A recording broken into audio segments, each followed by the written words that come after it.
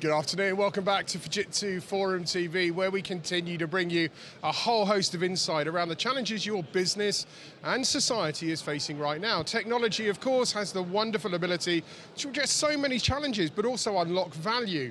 But we need technology to trust in. We need to make sure that it's built with the right morality, the right ethics, particularly when we look towards some of the new innovative technologies like AI. We've been hearing over the last 2 days at Fujitsu Forum 2019, the theme being driving a trusted future.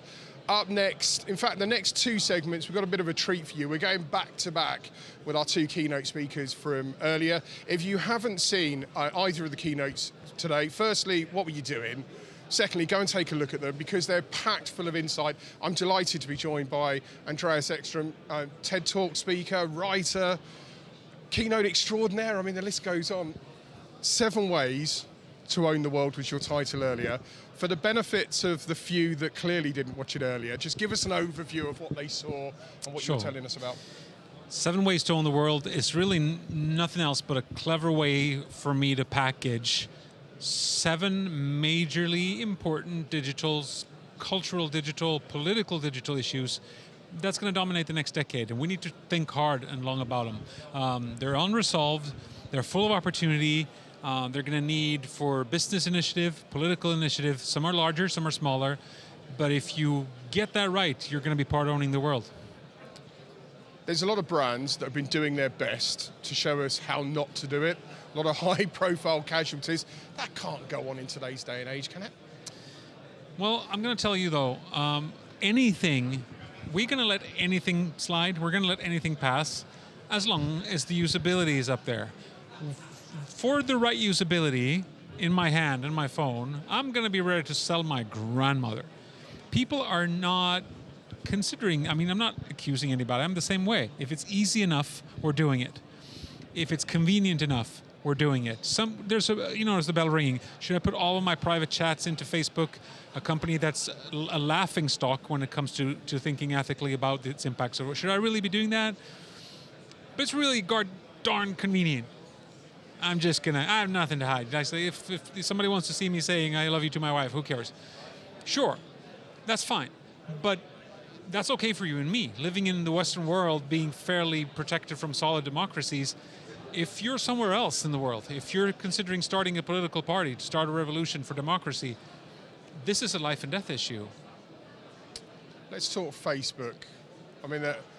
I think everyone knows about the Cambridge Analytica scandal and what happened with the data, the breaches, and over $1 billion wiped off the value of the business pretty much overnight. But it would grow back up like in no time. Absolutely. Yeah. But what about the faith in Facebook as a platform, the new innovations they've got? Do you think we're more skeptical now of those? We definitely are. Not enough, but we're definitely getting there. I'm predicting that Facebook's cryptocurrency initiative, Libra, I just don't see it taking off. They're going to have to cooperate with a lot of players in society to get that happen, and immediately the French immediately said, like, no way, we're not doing this with you guys. And I'm just thinking that to do that, you need to move into an ecosystem of traditional institutions and legislators and governments. It's a trust level that they haven't shown themselves worthy of. So I'm thinking they're going to have a hard time with that. Okay, interesting. I think it's easier to talk about brands that have got it wrong. We seem to remember those. But sure. Brands can get it right. Oh, so much. And it's kind of, that's a boring part of being a reporter. That's my day job. I'm a newspaper reporter and an author. That's where it all starts for me. I have to ask the critical questions, and I have to make sure that I don't confuse them with negative questions, because remaining critical and remaining negative is 2 completely different things, and people get that mixed up.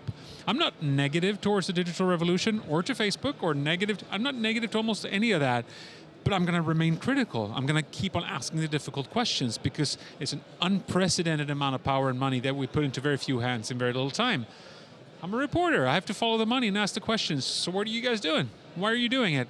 And why should we have to challenge that. We have to ask the questions just as we do with politicians or a coach for a sports team, that matter. It's no different. It's basic journalism.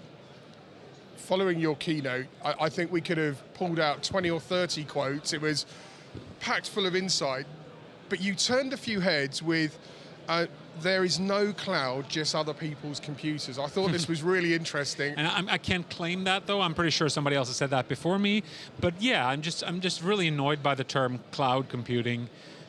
It's clever sales talk for us to think of server space as some sort of force of nature.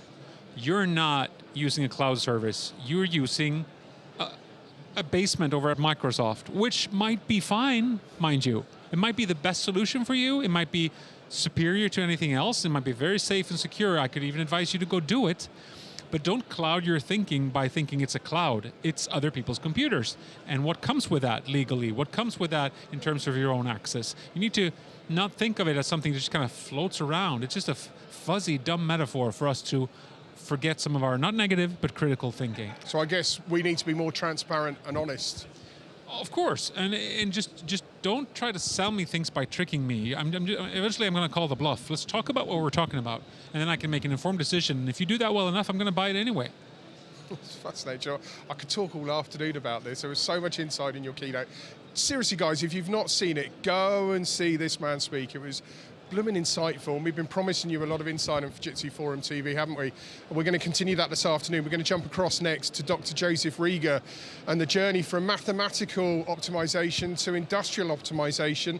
You're going to be hearing a lot about quantum-inspired digital inhaler and why Fujitsu, rightly, are blooming excited about what it's going to achieve. Stay with us. There's so much more to come on Fujitsu Forum TV this afternoon.